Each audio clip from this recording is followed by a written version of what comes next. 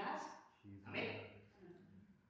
Quiero pedir un favor a los niños que vayan con Juan Pablo a la parte de atrás, Isabela, a su clase, que vaya cada uno a su clase y puedan estar allí con Juan Pablo y con Isabela y puedan pasar allí un buen tiempo. Que puedan usted el que quiera, que no hay problema. Entonces, hoy quiero hablarles de lo que la palabra de Dios nos dice, porque muchas veces nosotros tenemos problemas con nuestras posturas y con lo que tenemos establecido en nuestra mente. En la psicología hablamos de barreras epistemológicas. ¿Qué es eso? Una barrera epistemológica es una estructura de conocimiento que ponemos en nuestra mente y que nos impide conocer o llegar a un nivel mayor de conocimiento. Todos, absolutamente todos, creamos esas barreras dependiendo lo que para nosotros sea verdad. Me explico. Si usted ha sido formado dentro de un contexto, tal vez en las costumbres de casa, cada uno tiene una forma de hacer, por ejemplo, los salvadoreños tienen una forma de hacer sus pupusas, ¿cierto? Y cuando ustedes ven a otro salvadoreño tal vez haciendo las pupusas, usted dice, no, este no sabe hacer. ¿Por qué? Porque es que mi mamá me enseñó que las tenía que menear de esta manera o hacerlas así, y él no lo hace. Barrera epistemológica. Para ella o para él, esa es una verdad que no le permite conocer que hay otras maneras de hacer pupusas y que también son efectivas. En el caso de nuestros hermanos mexicanos, cuando hablan de los taquitos de buche, de jeta, de barriga, de tripa, bueno, eso hablan de todo, parece ya que el destripador hablan de todo. Yo a veces me pierdo porque no sé de qué están hablando, pero algo que me llama la atención es que yo he viajado a lo largo de la República Mexicana y me parece curioso que los mexicanos del sur, de la parte de Chiapas, son muy diferentes a los regiomontanos, que son los de Monterrey o los de Tamaulipas. Los que son del centro, los que son más o menos de Toluca, Guadalajara, son diferentes a los de las costas, Acapulco siempre se me va el otro lugar. Bueno, es un lugar costero de donde son los Montalvo. Es un lugar costero en el Atlántico. Veracruz, gracias. Entonces, son diferentes y la gastronomía mexicana es muy rica, pero yo me he encontrado que cuando yo me encuentro con un mexicano de determinada zona y ve que otro de otra zona hace algo y dice, no, eso no es así, nosotros hacemos el menú de esta forma, es que el menú es así, es que el pozole es este. Y hay esas diferencias, esas barreras que para cada uno son verdad, pero que los llevan precisamente a creer que ellos son los únicos que pueden hacerlo bien. ¿Me explico? Y así nos pasa a cada uno. Por ejemplo, los colombianos. Los colombianos decimos, no, es que el ajiaco, que es el plato bogotano, que creo que algunos de ustedes lo han probado, ¿verdad? El ajiaco, que es una sopa con pollo, tiene una hierba especial que se llama guascas, y esas guascas son las que le dan el sabor al ajiaco, pero nos hemos encontrado personas de otras regiones que dicen, no, es que yo hago el ajiaco, y es que el ajiaco sin arracacha no es ajiaco, y en Bogotá, o sea, ¿cómo? Hay otros que les ponen arvejas, otras cosas, y el ajiaco no lleva nada de eso. Entonces, cuando se encuentran con uno y dicen, no, es que ese ajiaco le hace falta arracacha, y decimos nosotros, pero es que el ajiaco no lleva arracacha. Y la gente dice, sí, lleva arracacha. Entonces, cada uno tiene en su mente una verdad. Entonces, cada uno tiene una forma de hacerlo. Y eso simplemente nos habla de cómo hemos sido construidos, nos habla de qué estamos nosotros llenos y nos habla también de algo que tal vez no nos gusta reconocer mucho y se llama el orgullo. Amén. Entonces, hoy quiero que rápidamente hablemos de qué es penetrar o de qué es entrar en los propósitos de Dios.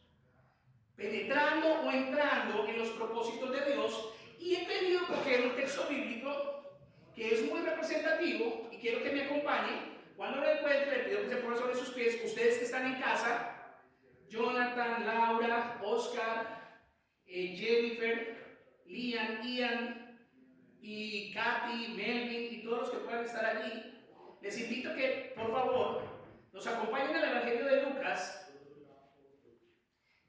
5, verso 27 al 32. Y nosotros nos vamos a encontrar en un escenario bíblico muy particular, donde Dios, a través de este relato bíblico, nos muestra cómo Jesús llama a un hombre que tiene una posición publicana, o sea, él era recaudador de impuestos y era un recaudador de impuestos bastante tramposo.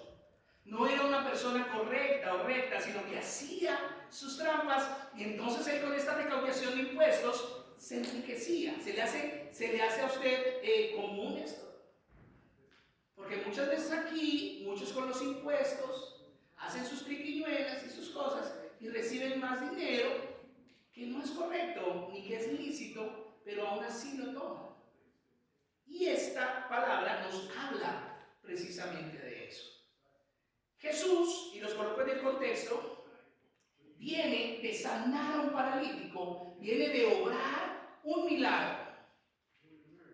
Luego de ese milagro, Jesús sale a la calle, y aquí es donde empieza nuestra historia. Capítulo 5, verso 27 del Evangelio de Lucas. Después de estas cosas, dice la palabra del Señor en el nombre del Padre, del Hijo y del Espíritu Santo, después de estas cosas salió, ¿quién salió? Jesús, y vio a un publicano llamado Leví, sentado al banco de los tributos públicos, y le dijo, ¿qué le dijo? Sígueme. Sígueme. Dejándolo todo, se levantó y ¿qué hizo?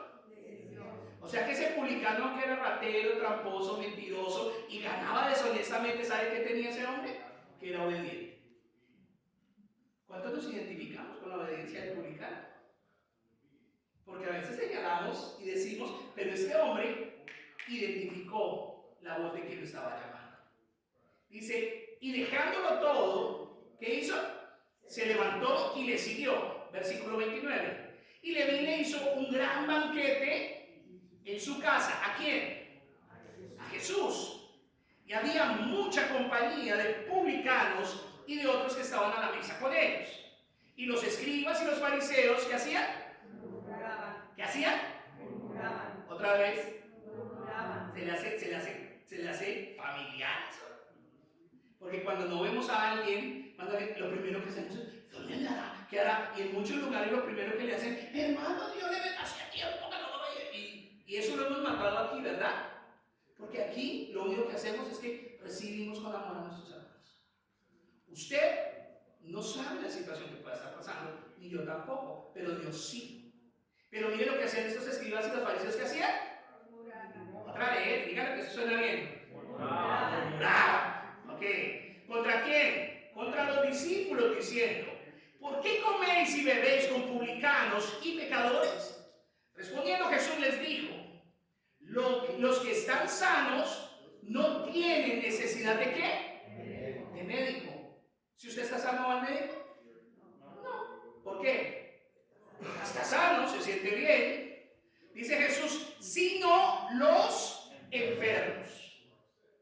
No he venido a llamar a justos, sino a quienes. ¿A qué?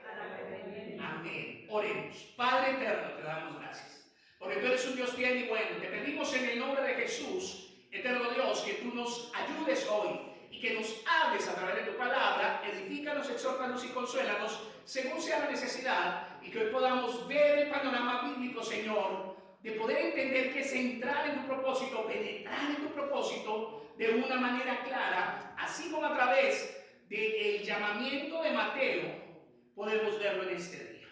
Te pedimos en el nombre de Jesús, Dios, que tú seas obrando conforme a tu plan y propósito para cada uno de nosotros. Levanta al que está caído, sana al que está enfermo, conforme a tu soberana voluntad, y tú que seas suficiente para nosotros en el día de hoy.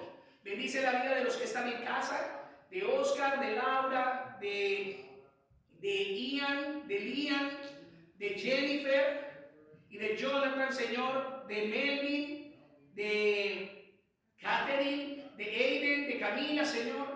Que tú seas suficiente para cada uno de ellos. Ayúdalos. Sé tu propicio, Señor, y que esta palabra hoy pueda ser de edificación para cada uno de nosotros. Te pedimos, Señor, que nos exhortes, nos edifiques y nos consueles, según sea la necesidad de cada uno, y que hoy podamos ver claramente a través de la Escritura tu buen consejo.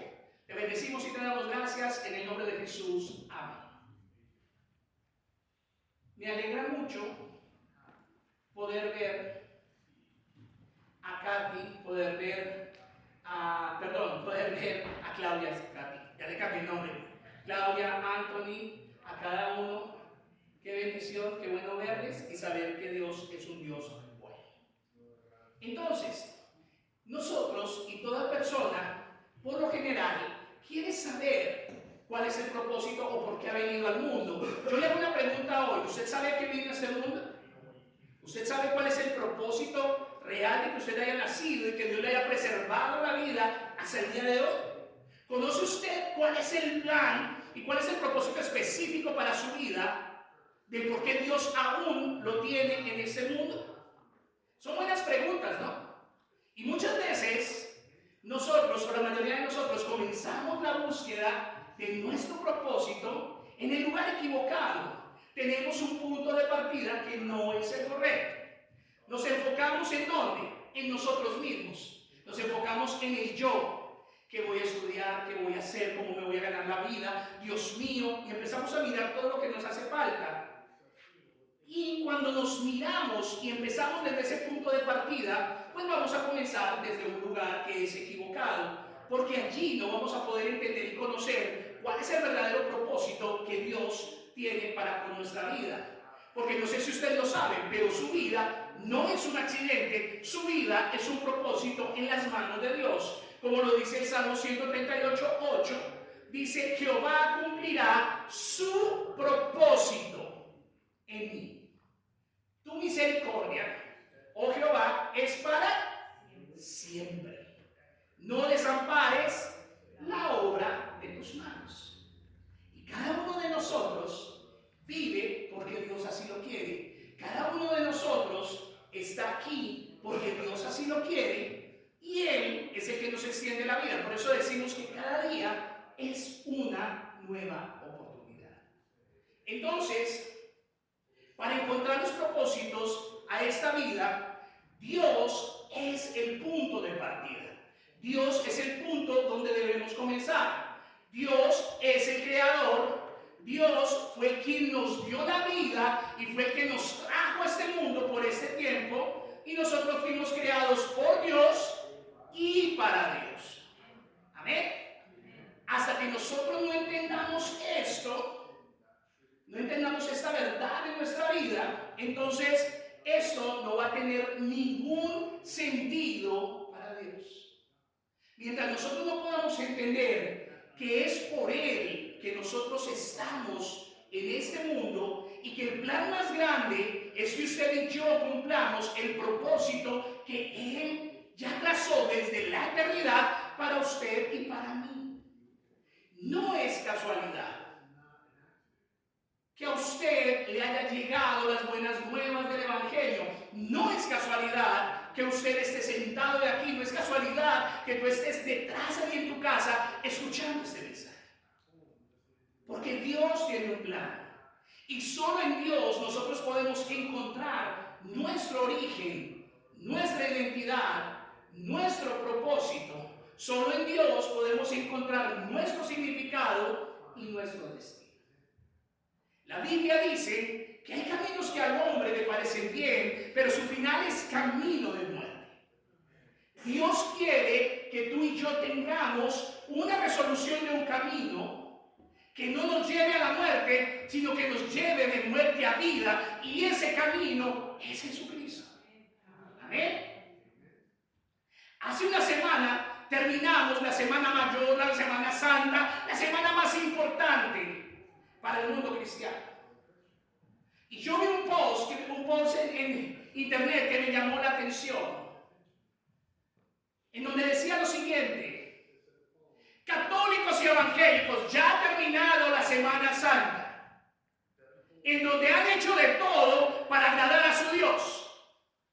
Ahora sí pueden seguir llevando la misma vida de hipocresía que llevan siempre. Y es un post fuerte, pero es un post que tiene mucha verdad. Por una razón.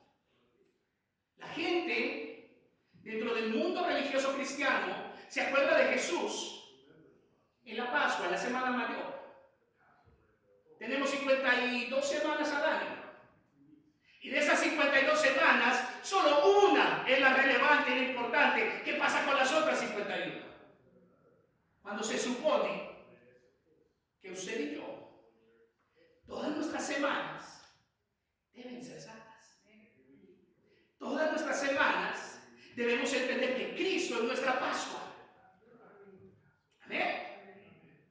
Y nos encantan las estructuras religiosas. Y lastimosamente las estructuras religiosas son un invento nuestro, no de Dios. Y usted en ninguna parte de la Biblia va a encontrar que Jesús hizo o resaltó una semana en especial. El relato bíblico me dice que Jesús entra triunfalmente a Jerusalén, que fue lo que prediqué el domingo de Ramos. Y también nos relata el juzgar, la muerte, la crucifixión de Jesús. Pero en el domingo de Pascua también nos habla de que la tumba quedó vacía, que fue mi otro sermón el domingo anterior, en donde entendemos que Cristo no está muerto, sino que Él está vivo, que Él resucitó y que Él vive en medio de nosotros. Amén. Entonces, mi hermano en Cristo, que está aquí en esta tarde, mi amigo presente, tal vez eres simpatizante de Cristo, tal vez hasta ahora estás escuchando algo de Cristo. Tal vez tú que me ves a través de las redes sociales dices, bueno, sí, Cristo, todo el mundo habla de Cristo, religiosos. Pues quiero decirte hoy a ti, mi hermano y amigo en Cristo, que los propósitos de Dios para tu vida exceden o están por encima de tus logros, de tus propósitos y de tus realizaciones materiales. Dios no te trajo a este mundo para que seas como las vaquitas, paste, coma pasto, digiere en los estómagos, haga bonilla que se vuelve abono y simplemente al final esté dispuesta a morirse para que se vuelva carne, un bistec, o para que pueda dar cuero para zapatos o lo que sea, y que pueda dar leche, que es la que tomó usted todos los días en su desayuno. Lo traigo a nosotros. Dios no te llamó para que simplemente trabajes, comas, trabajes, vivas, trabajes y des tu mejor esfuerzo, tu mejor ánimo, tu mejor aliento a lo que es tu trabajo. No es solo eso. Dios tiene un propósito con tu vida. Pastor, entonces hermano, trabajar no.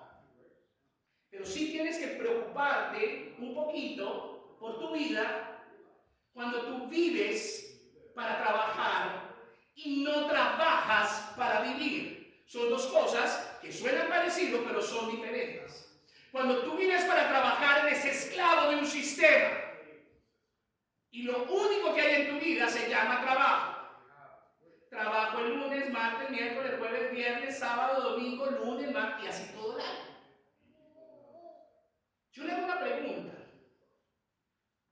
¿Cuál sería el Dios de esa persona? El trabajo.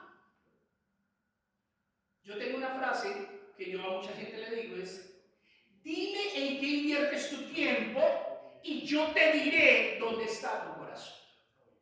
Dime en qué te enfocas en la vida y tras qué vas y yo te digo cuál va a ser tu final.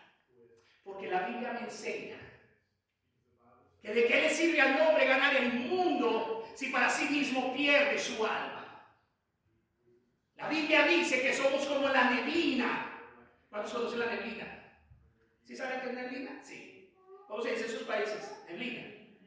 Y la neblina es cuando las nubes bajan y entonces todo se ve entre nubes y la visibilidad se acorta porque las nubes son tan espesas que no dejan ver bien. ¿Cuántos han visto neblina? Levanten su mano. Todos hemos visto neblina.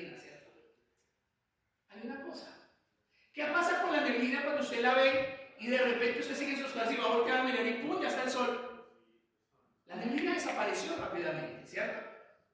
Pues ¿qué cree usted que Dios compara nuestra vida con esa neblina? Hoy estamos, mañana no sabemos. Entonces, Dios quiere que tú y yo entendamos que su propósito está por encima de tu profesión, está por encima de tus planes, está por encima de tus metas, está por encima de tu familia, está por encima de tus negocios, está por encima de tu posición social y está por encima de todas las construcciones que tú quieras hacer. El propósito de Dios es lo verdaderamente importante en la vida de cada uno de nosotros. Pero lastimosamente, muchos de nosotros vamos a una eternidad sin haber ni siquiera conocido el propósito. Y cada vez que eso pasa, vemos un propósito perdido. De nada te sirve estar aquí.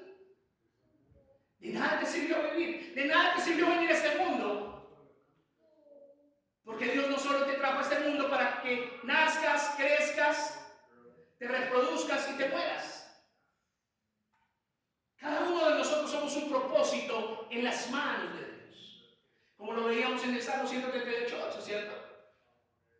Somos un propósito en las manos de Dios. Los propósitos de Dios para la vida de toda persona se enfocan siempre hacia lo espiritual. Porque el Señor es espíritu y es vida, dice la palabra del Señor. El propósito de Dios con nosotros es que conozcamos su plan de salvación, que conozcamos que Él nos ha dado la libertad a través del acto de obediencia más grande, de amor, de entrega, que es el sacrificio en la cruz. Su plan es la salvación eterna. ¿Pero salvación de qué? Si yo estoy libre, yo vivo bien. Pues déjame decirte que no. La Biblia dice que por cuanto todos pecamos, todos somos destituidos de la gloria de Dios. Y yo le hago una pregunta en esta hora. ¿Alguien puede cuantificar qué es todos? ¿Alguien puede decir qué es todos? Pues todos. Somos todos. Todos sin excepción. No hay uno solo que se pueda escapar. Entonces, Dios quiere que nosotros tengamos la prioridad, que vivamos para servirle a través de los dones, talentos, habilidades que Dios nos ha dado. Que podamos servirle con lo que somos, con lo que tenemos y que nuestra vida glorifique y honre al Señor. Que Él pueda usar nuestras vidas para bendecir a otros. Porque le tengo noticias hoy. Parte del propósito de Dios en su vida y en la mía no es de nosotros que estemos bien nosotros. Él quiere que estemos bien, pero ese bienestar nos lo da para que podamos bendecir a otros. Dios no te da el bienestar para que tú solito estés inmerso dentro de tu egoísmo. Dios te da un bienestar, Dios te da un conocimiento, Dios te da una habilidad, Dios te da a ti un don para que tú le sirvas a otros. Esa es la finalidad del Evangelio.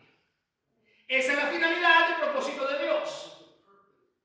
Que Él sea glorificado y que vivamos en esta tierra como ciudadanos del cielo que anhelan llegar a su patria. Que podamos vivir, no de la forma en que vive el sistema de este mundo, sino que podamos vivir de la manera en que Cristo se entregó. En el principio del amor, en el principio de la obediencia, en el principio del servicio. Mi abuelo me enseñó algo que yo tengo desde muy niño. Es una lección que es de esas lecciones que te abren o te expanden el pensamiento y te llevan a entender un poquito mejor la dinámica de la vida. Mi abuelo era ciego. Mi abuelo no podía ver. Mi abuelo se llamaba Pablo Reina. Y él era un hombre que era de mucha oración. Él era cristiano.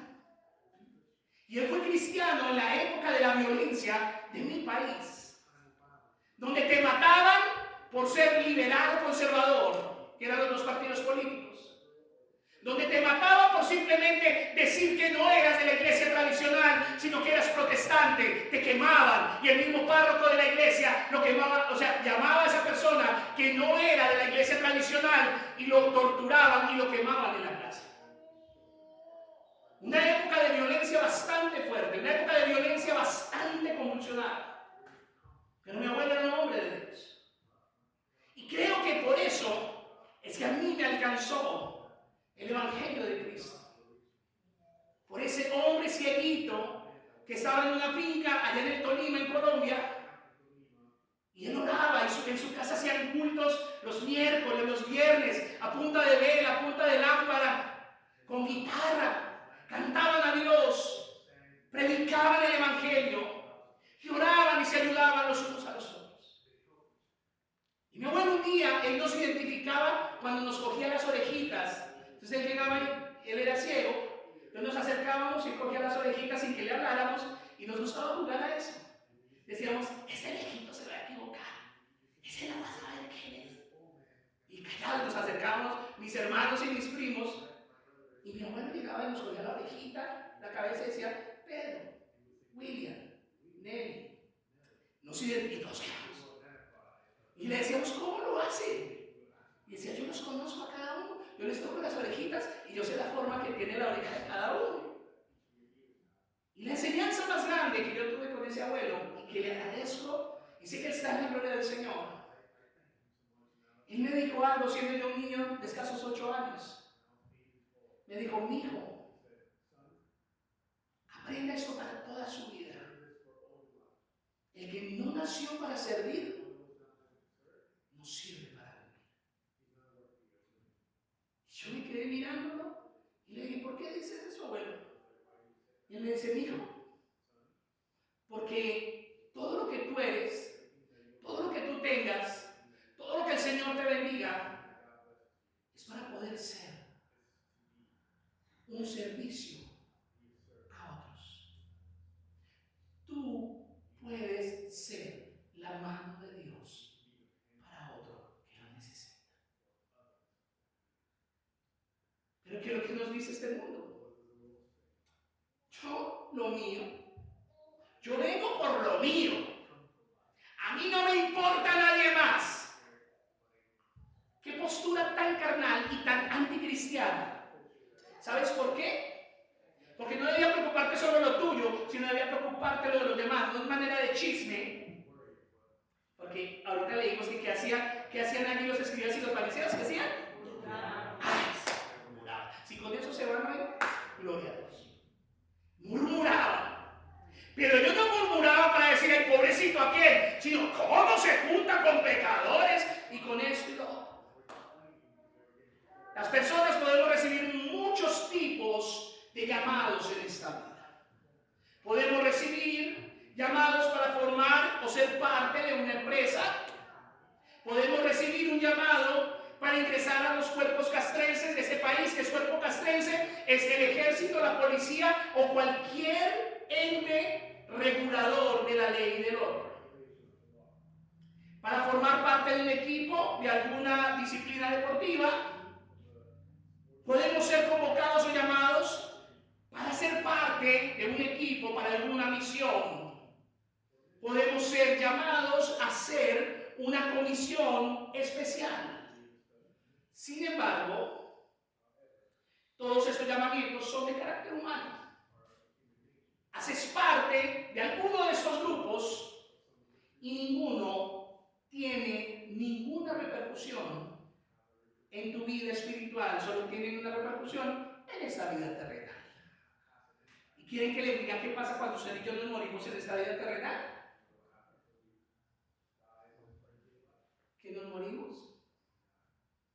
pasa el tiempo y nos olvida.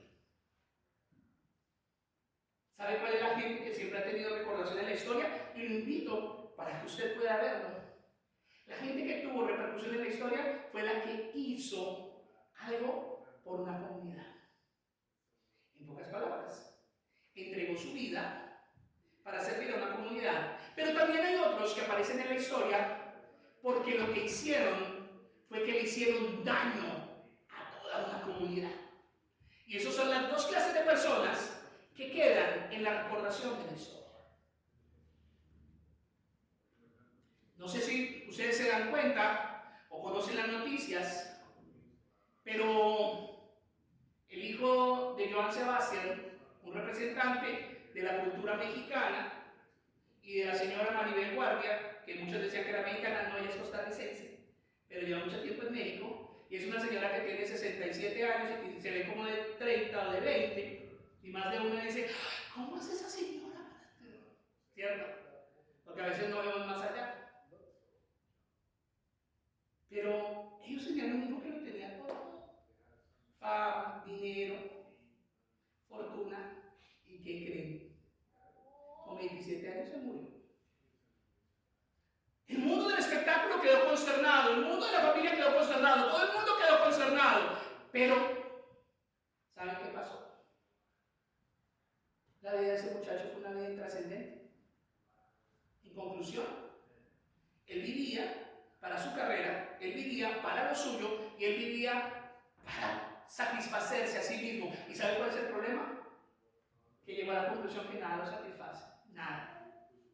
Y dicen las malas lenguas, y no quiero entrar en murmuración, pero están investigando la muerte de él porque fue muy raro, porque él se muere y automáticamente se muere. Llaman a un médico amigo que de un dictamen que murió naturalmente por un infarto, una afección cardiorrespiratoria, y luego de eso, ¿sabe qué hace?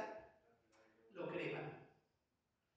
Y al otro día ya lo desaparecen y se acabó la cosa. No hubo ni siquiera una investigación, no hubo una necropsia, no hubo ni siquiera por qué murió. ¿Y sabe por qué? Porque el problema es que muchas veces cuando vivimos para nosotros mismos, lo único que cosechamos es lo que sembramos. Tal vez a su mamá no le importó mucho saber de que había muerto realmente, sino acallar los medios y que no se vaya a ver mal él, su papá y yo, que estoy todavía viva. Eso es vivir en una posición egoísta. Y no es nada diferente a lo que vivimos nosotros hoy día.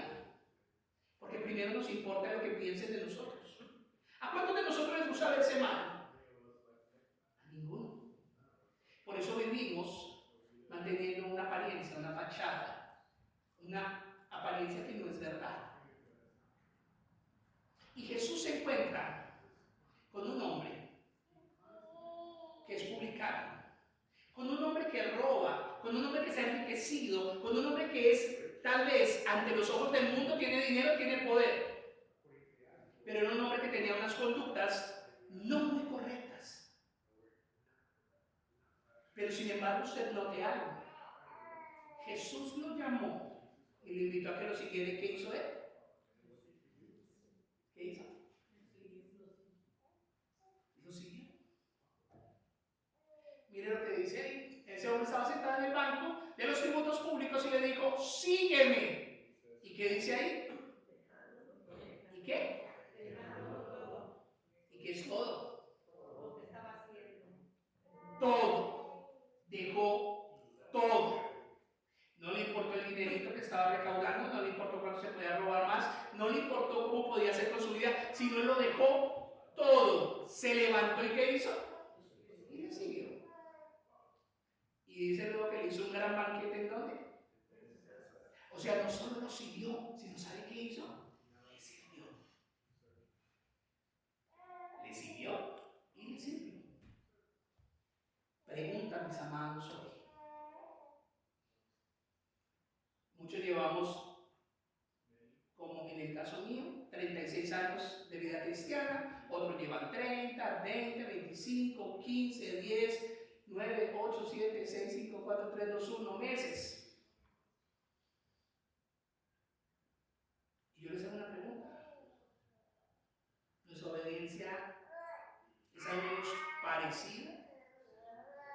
para este hombre? Contéstese usted.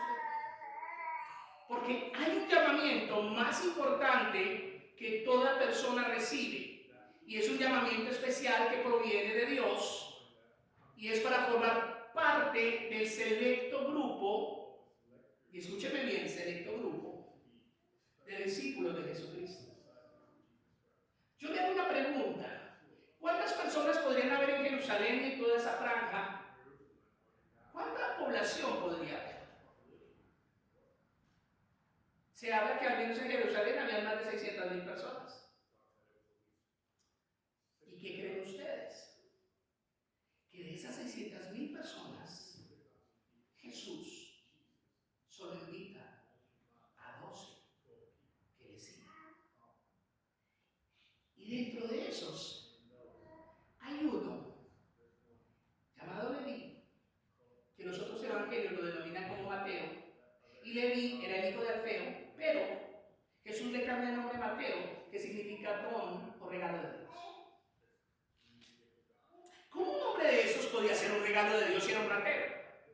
¿Cómo este hombre podía llegarse a convertir en un seguidor de Cristo si no tenía las cualificaciones que se necesitaban para andar con el Maestro? Pues esto simplemente nos habla de que Dios tiene un llamado espiritual para cada una de nuestras vidas. Que Dios tiene un llamado personal para cada uno de nosotros, y es para que nos enfoquemos en los planes y propósitos que Dios quiere cumplir con cada uno de nosotros. ¿Usted vive en Omaha, Nebraska? ¿Usted llegó aquí? No me interesa ni cómo llegó, porque eso no es lo fundamental, pero está aquí. ¿Por qué cree que está aquí? Porque pidió una visa, le pagó al coyote, se pasó el río, es buen nadador, es buen corredor, aguanta el sol. ¿Por qué cree usted que está aquí? Porque Dios permitió que usted estuviera aquí. ¿Cuál es el propósito? Porque muchos en sus países te ofrecemos, Señor, nuestra juventud. Y alababan, adoraban, iban a la iglesia, estaban ahí en todo. Cuando salieron de sus países, entonces empezó la súplica del migrante: Dios, si me dejas llegar, yo te prometo. Y tal vez prometimos más que político en campaña. Si me deja, Señor, y si no me agarro la amiga, y si yo la agarro, y bla, bla, bla, bla. Y llegas aquí, y campanita te hace y se te olvidó todo. Y arrancaste a vivir una vida en tus planes, en tus propósitos y en tus formas. ¿Y sabe cuál es el problema? Que entonces este país se te vuelve el cementerio de tu vida espiritual. Porque lo único importante es agarrar trabajito, tener dinerito y mandar para allá, para acá, hacer, porque la troca perrona, la casa no sé cómo. Y te saliste del propósito de Dios.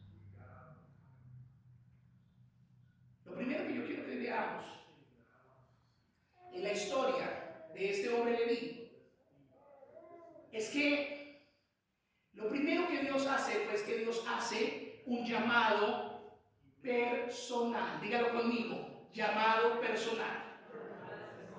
¿Qué es que querrá decir eso de llamado personal? Es un llamado personal, es un llamado a su persona, a usted, a mí. Cuando a mí me dicen Pedro, todo Omaha no voltea, solo volteo yo. Cuando estamos en reunión de pastores dicen pastores, y volteamos todos porque no sabemos a qué le están diciendo. Pero es un llamado personal, y es un llamado personal que empieza desde un llamado universal. Lo primero que hace, si usted lee y se da cuenta de la lectura, Jesús viene de sanar a un paralítico. Pero entonces Él sale, o sea, sale y se expone a la calle, sale y se expone a todo el mundo. Entonces, el versículo 27 de Lucas, capítulo 5, dice: después de estas cosas, ¿cuáles cosas? De haber sanado al paralítico, y usted lo va a leer en su casa, lo invito para que lo lea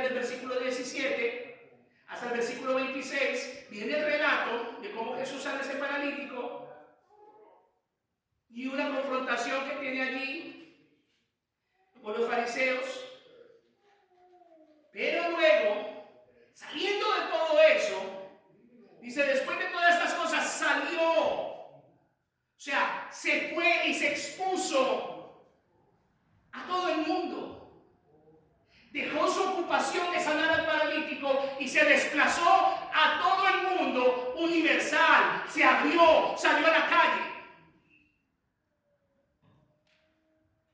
Porque una de las cosas que Dios quiere es que todos nosotros, todo el mundo, sea salvo. Primera de Timoteo capítulo 2, verso 3 y 4. Dice la palabra del Señor: porque esto es bueno y agradable delante de Dios nuestro Salvador, el cual quiere que todos los hombres sean ¿qué? Salvos y vengan al conocimiento de la verdad. ¿Qué es lo que Dios quiere? Que todos los hombres sean salvos. Eso es lo que Dios quiere. ¿Qué es lo que quieren los hombres? Que Dios los salve. Muchas veces no. No te metas en mi vida. Todo va bien hasta que me toca lo que a mí me duele. Todo va bien hasta que Dios empieza a entrar donde yo no quiero dejarlo entrar. Todo el problema empieza cuando Él empieza a adentrarse donde yo no lo he invitado. Ahí empieza el problema. Porque aunque Él quiere que todos lo salvemos, le tengo noticias.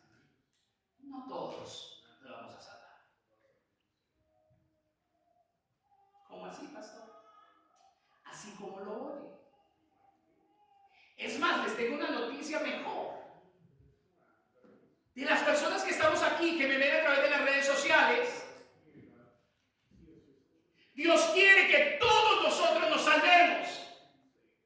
Dios quiere que todos nosotros tengamos una vida establecida en Él y que seamos enriquecidos en Él. Pero le tengo una noticia. Tal vez no todos los que estamos aquí nos vamos a salvar. Y me cuento desde mi persona para abajo. Porque los que mayor condenación vamos a tener son los que nos paramos aquí. ¿Sabía usted eso? Porque usted de pronto por ignorante se pierde, o por desprevenido, porque quiere andar en su carne. Pero yo qué excusa tengo. Yo conozco la palabra. Yo sé quién es Dios. Y ay de mí, dice la Biblia, si no predico el Evangelio. Ay de mí si no hablo la verdad. Tal vez por eso no tenemos la iglesia más popular, por eso no tenemos la iglesia más abarrotada, porque siempre aquí usted va a escuchar la verdad. Mi verdad, no, la verdad de la palabra. Que es lo que hoy día cada vez más se pierde. A mí me han tratado de comprar aquí con dinero y mi ambición es el dinero, porque yo no predico por dinero. Una familia que vino aquí, lo primero que hicieron fue que me invitaron a almorzar. Me dijeron: pastor, yo vengo de una iglesia donde doy $75,000 al año de diezmos y ofrendas. Adicionalmente a eso, promovemos todos los eventos que tiene la iglesia con las damas. Cada evento vale entre $4,000 y $6,000 y mi esposa hace todo para la iglesia, pone todo el dinero. Así es que yo quiero saber qué podemos hacer, qué podemos ayudarle, pastor, qué podemos hacer por usted. Y yo mirándolo, le dije: ¿usted tiene rodillas? Digo: sí. ¿Usted tiene boca? Sí. ¿Sabe hablar, cierto? Sí. Ok, lo mejor que usted puede hacer es convertirse a Cristo, doblar sus rodillas, y cuando lo vean a usted ser un cristiano real, usted va a ser luz y sal, y eso va a ser suficiente para que otros, sus empleados o quien sea, quiera conocer de Cristo. ¿Saben qué pasó? Se molestó. Plata no es mi motivación. Han tratado de, tal vez de alguna manera, manosear mi conciencia, adulándome. ¿Y qué creen ustedes? La adulación tampoco me importa. ¿Saben por qué? Porque, como lo dijo el apóstol Pablo, todo lo tengo por basura para ganar a Cristo. Yo tengo 2 carreras profesionales. Estoy haciendo una maestría en este momento. tengo un nivel de competencias medianamente bueno. Mi esposa es ingeniera química, que días que estaba haciendo una hoja de vida para un trabajo, la persona que nos estaba ayudando a hacer la hoja de vida dice, uy, me cansé de ver todo lo que esta señora tiene y todo lo que ha estudiado, porque tiene una cantidad de títulos y cosas. Y yo le hago una pregunta en esta hora. ¿Dónde nos ve usted en algún momento diciendo que somos más o haciéndolo sentir menos? Nunca. ¿Sabe por qué? Porque usted y yo somos iguales. ¿Yo soy el pastor? Sí. Y quiero que lo vea a través de las redes sociales. Sí, yo soy el pastor. Pero ¿sabe que no soy la vaca sagrada? No soy el manacallar, no soy el jefe aquí. Yo no soy más que un servidor. Y soy tan igual a usted. Y todos tenemos la misma medida en Cristo. Pero ¿sabe que si tengo un problema? Que en la condenación, si yo no me salvo y me condeno, yo tengo mayor condenación. Ahí sí no somos iguales. Usted se va a perder y va a ir al infierno, pero a mí me va a cobrar eso una mayor condenación. Ahí sí no somos iguales. Entonces ustedes se dan cuenta que para las cosas buenas somos iguales, pero para las responsabilidades no. Entonces decimos que Dios hizo un llamado personal que empieza desde un llamado universal, donde Dios quiere que todos nos salvemos y que ninguno se pierda. Dios llama a toda persona a salvación. El llamamiento de Dios a salvación es a través de Jesucristo. Filipenses capítulo 3, verso 14.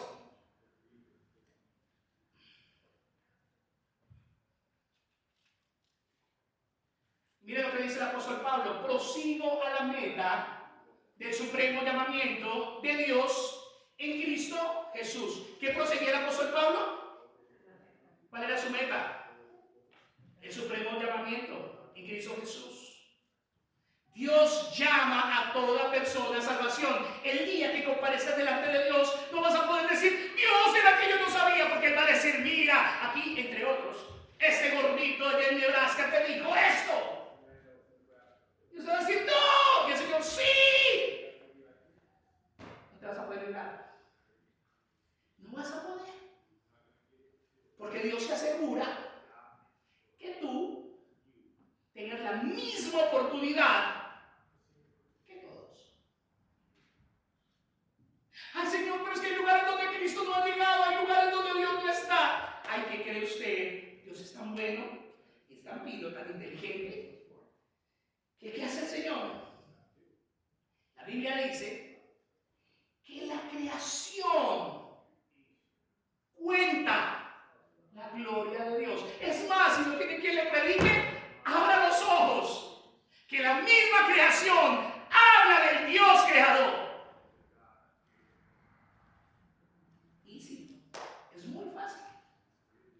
Entonces, en el día de las excusas, usted no puede salir con una de esas. Amén. En ese llamamiento personal, que se hace primero de una manera universal, porque acuérdense que Jesús salió, se expuso a todo el mundo. Y ahí fue cuando había publicado llamado Leví. Dios llama o hace un llamado a cada uno de nosotros por medio del Evangelio de Jesucristo. Marcos capítulo 1, verso 14 al 15. Dice, después de que Juan fue encarcelado, Jesús vino a Galilea predicando el Evangelio, salud, del reino de Dios, diciendo, 2 puntos. ¿Qué hemos aprendido cuando hay después de 2 puntos? ¿Viene una explicación o viene una definición? El tiempo que se ha cumplido. Jesús estaba diciendo, el tiempo se ha cumplido.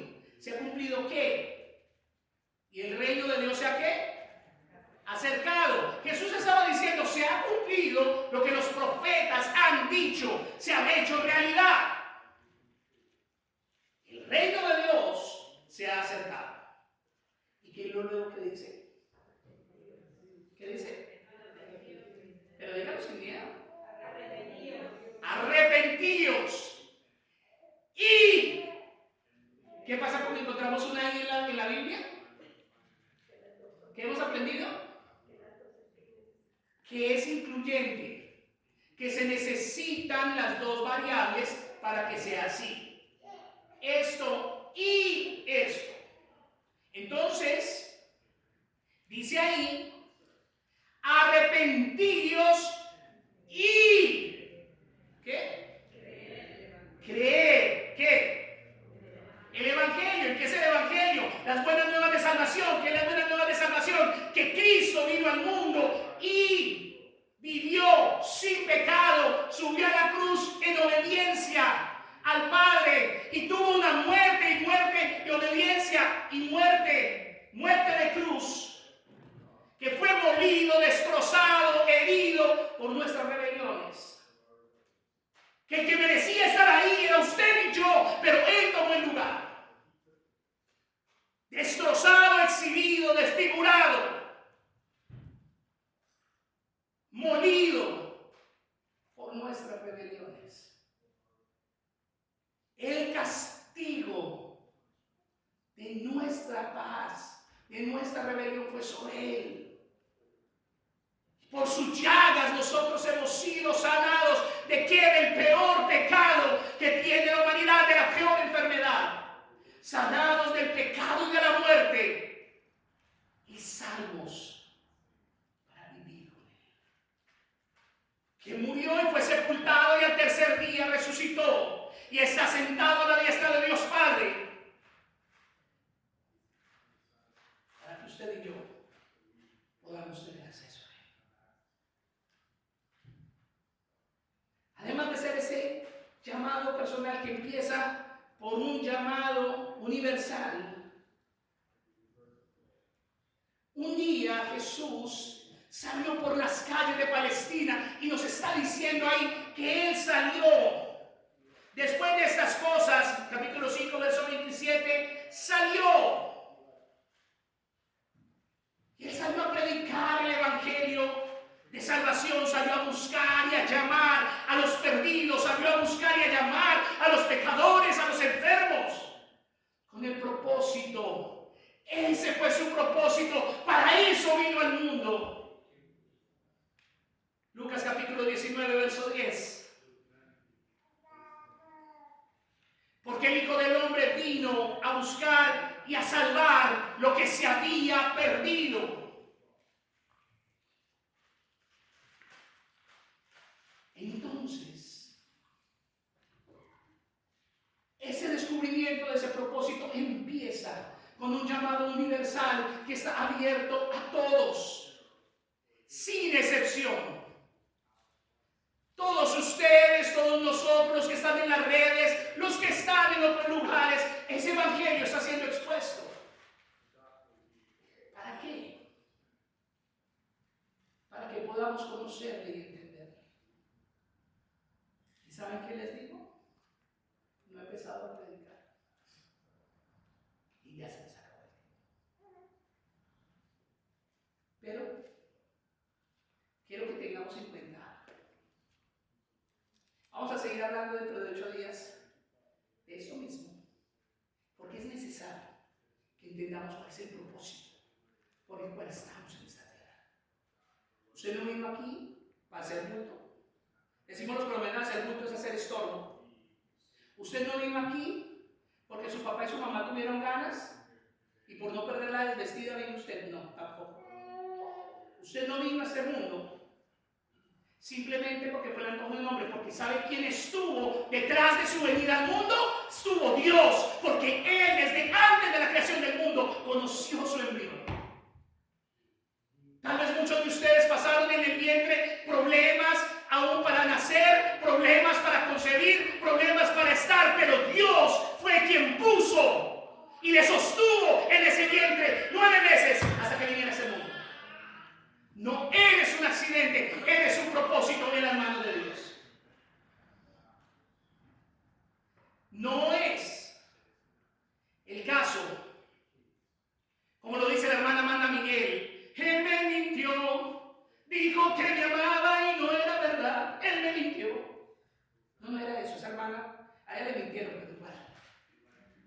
Usted no vino a este mundo porque un hombre le engañó y le embarazó. No.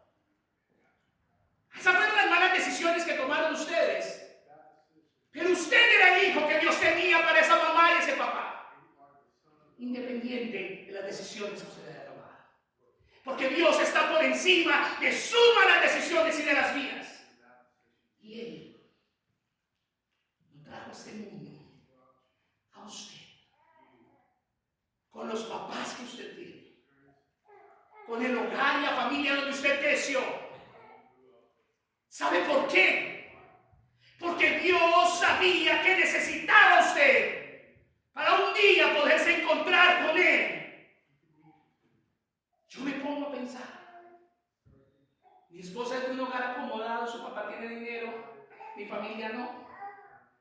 Y yo le digo a Ali, ¿qué tal que yo hubiera sido el del dinero? ¿Qué tal yo hubiera sido el hogar acomodado? Yo creo que a mi Cristo no me alcanza ni en las curvas, se lo digo. ¿Sabe qué me trajo a Cristo? Que yo crecí en un hogar sin amor, en un hogar duro, en un hogar difícil. Y eso me trajo a Cristo, porque el día que lo conocí, el amor de Dios se reveló a mi vida. Y eso no me ha dejado ser el mismo nunca más. Tuve lo que necesitaba. Y a veces decimos, es que si yo hubiera tenido esta mamá y este papá, no, amigos. Dios estaba aún por encima de las malas decisiones de sus papás. Amén. Entonces, vamos a dejar hasta aquí. Estamos hablando del llamado universal. La próxima semana vamos a seguir hablando de penetrar en el propósito de Dios, conociendo un llamado ya no universal, sino personal. Pónganse sobre sus pies, vamos a orar.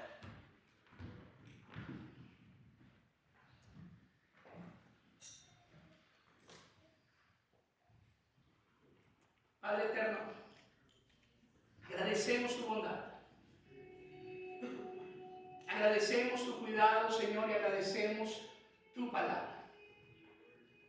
Padre, necesitamos entender que no somos un accidente.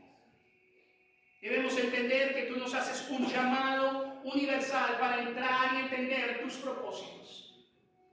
Que tú nos has llamado, Dios eterno, para vivir en ti. Que no soy un accidente, Señor, que no soy el producto de una mala decisión, que no soy el producto de algo fortuito, Dios. Que si he vivido hasta el día de hoy es porque tú me has guardado. Es porque tú me llamaste, Señor. Muchas personas se van de este mundo sin saber cuál es el llamado de Dios para sus vidas. Muchas personas aún ni les importa, sino simplemente viven la vida loca o viven su propia vida desde su egoísmo y desde su carnalidad. Pero tú, Señor, has creado un propósito eterno sobre nuestra vida. Creemos lo que tu palabra dice, Señor. Y el Salmo 138:8 nos dice claramente, Dios, que tú cumplirás tu propósito en mí. Que tu misericordia, oh Jehová, es para siempre y que tú no desamparas la obra de tus manos. Padre, yo te pido en el nombre de Jesús, por el poder de tu gracia, que tú extiendas, Señor, la claridad y traer revelación a nuestra vida. Para que podamos ver, Señor, la obra completa del Evangelio sobre nosotros. Y que podamos entender que somos un propósito en tus manos. Señor, te pedimos perdón, porque aún la Biblia nos demuestra que un publicano, ladrón, recaudador de impuestos, un hombre que había hecho una riqueza, pensando en sí mismo y robando a los demás, cuando escuchó tu voz y tu invitación, te siguió. Dejó todo lo que tenía alrededor y vino en pos de ti.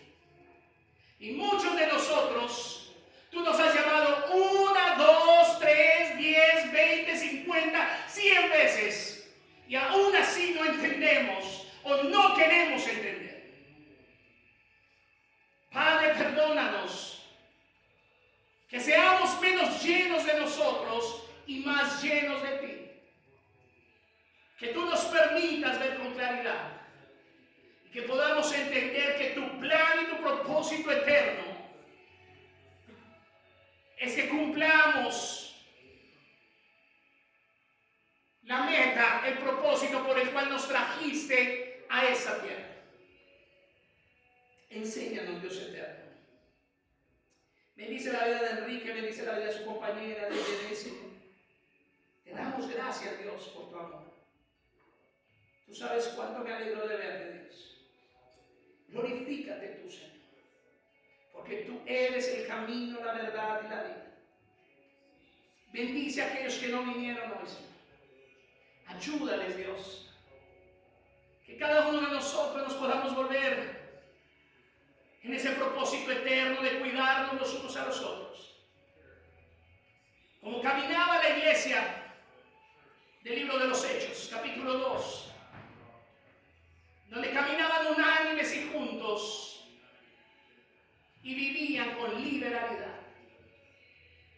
No libertinaje, liberalidad, la capacidad de poder tener claro que eran libres y que tenían en común todas las cosas para todos. Padre eterno, ayúdanos a hacer luz en esta ciudad. Ayúdanos a ser, Señor, sal en medio de cada familia, de cada trabajo, de cada lugar que tú nos has llamado.